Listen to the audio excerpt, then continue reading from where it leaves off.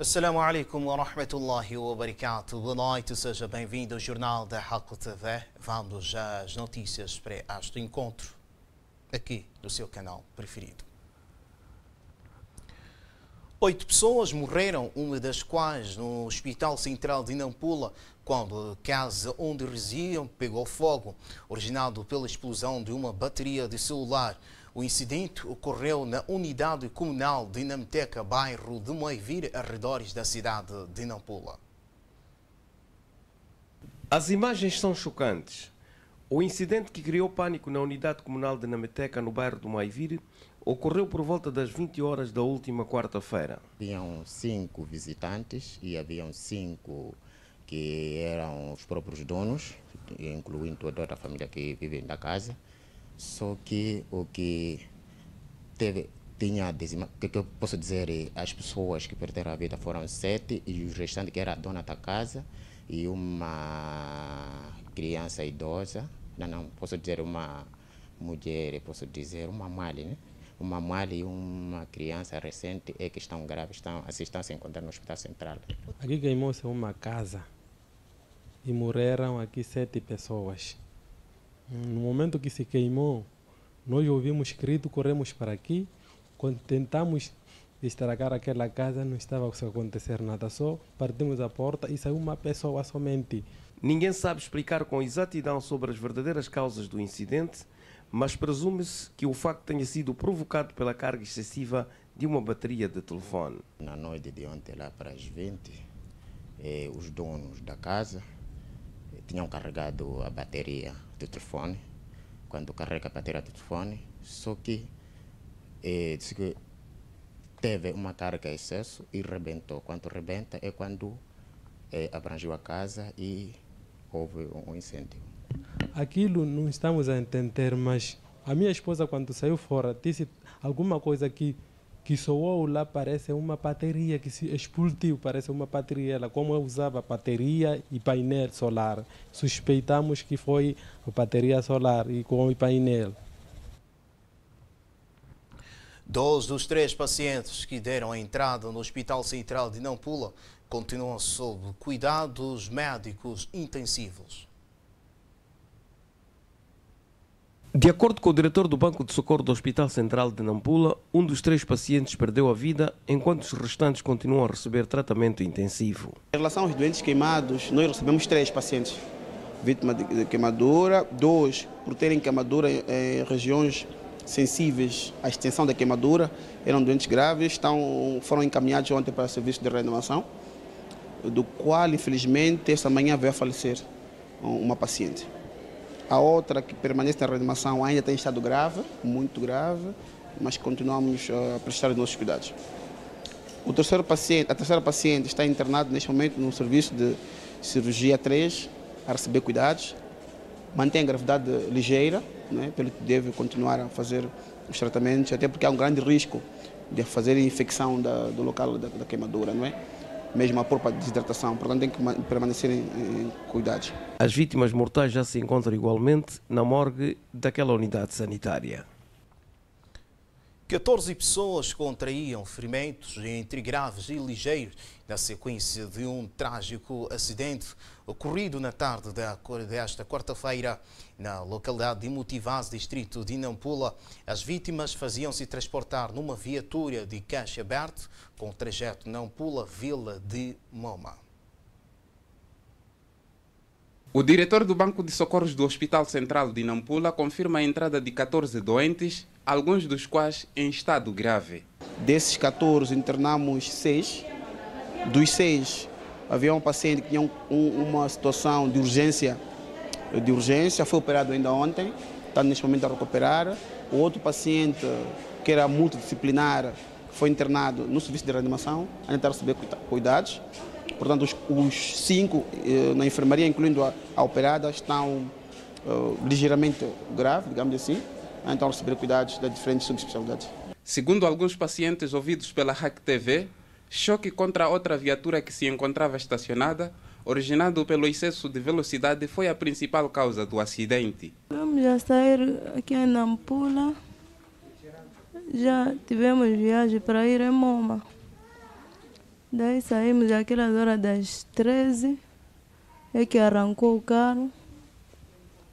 Quando chegamos, tem uma zona chamada, dizem, o Acarrique. Daí encontramos um caminhão encostado assim na estrada. Daí o motorista que estava a conduzir aquele carro perdeu o controle e o caminhão estava encostado direito na estrada. E daí o caminhão, posso dizer, o carro onde tivemos, bateu aquele caminhão e o carro virou. Fomos até ao terminal, encontramos um carro a carregar, um canter a carregar. Carregou e nós passageiros subimos e já estamos a caminhar. Chegado depois do controle, para quem vai a Muriazi, pronto, aquele carro com uma velocidade, não posso dizer talvez era excesso de velocidade, mas pronto, já acabou despistando. E bateu um carro que estava à nossa frente, mas esse carro estava estacionado. O motorista que nos levou na estação para lá, quando chegou, depois de passar no controle, se trocaram o carro. Ele saiu, tem um amigo dele. Logo esse amigo dele, quando, não sei como ele fazia, só vimos assim mesmo de repente e fizemos acidente. Cada pessoa não se reconhecia onde estava, só fomos levados para o hospital no controle, daí nos transferiram para aqui. Em Nampula, são reportados com frequência casos de acidentes de viação originados pelo desrespeito pelas regras elementares de trânsito. A ação do Movimento Unido para a Salvação Integral, AMUS, defende o maior envolvimento da juventude moçambicana nos processos eleitorais em Moçambique. A posição foi defendida pelo presidente do partido no fim de uma formação de 25 jovens daquela formação política sobre matérias ligadas aos processos eleitorais. Discutiram sobre este papel da juventude nos processos eleitorais. Igualmente discutiram sobre a liderança política partidária de jovens, a inclusão de jovens nas matérias de desenvolvimento do país, e neste momento hoje vamos falar sobre a lei das assembleias provinciais. Como sabe, as eleições que nós temos em vista de 15 de outubro de 2019 são eleições que espelham portanto, as assembleias provinciais, a Assembleia da República, a eleição do Presidente da República. Então, começando em primeira mão, deve-se eles perceber o que é isso, assembleias provinciais. Qual é a composição deste corpo e quais são as competências deste órgão. Então, é o que hoje vão aprofundar com mais detalhes. Depois desta formação, os jovens serão distribuídos pelos 23 distritos da província para a disseminação dos seus conhecimentos. Como sabe, na Assembleia da República estão ali 3 partidos, que é a Frelimo, que tem defendido ideais do Sul, a Renamo e o MDM, que tem defendido os ideais do Centro.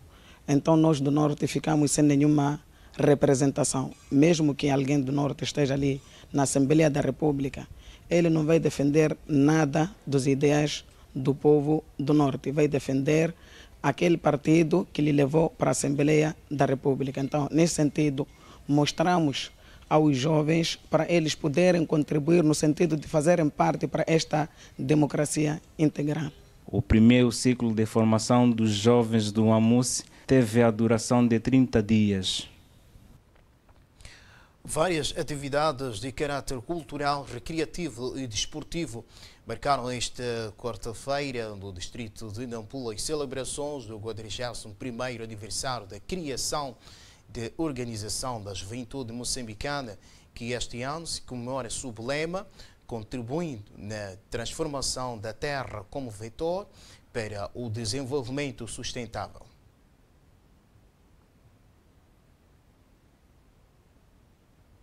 A deposição de uma coroa de flores no Monumento aos Heróis Moçambicanos constituiu o ponto mais alto das celebrações, cuja cerimónia contou com a presença de inúmeros jovens provenientes de vários postos administrativos do distrito de Nampula.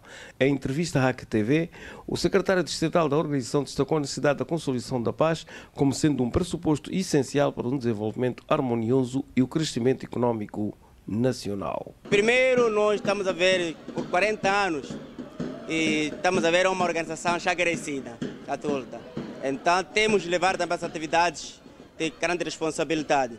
Então, nós estamos a abraçar sempre a consolidação da paz, que é uma atividade que já foi iniciada pelo nosso presidente da República, o presidente do Partido Frelimo, e nós, como a OJM, sempre temos que consolidar essa paz e sempre divulgar aquelas que são atividades do Partido Frelimo e do nosso governo. Significa 40 anos de crescimento, porque 40 anos já é um crescimento, é um processo.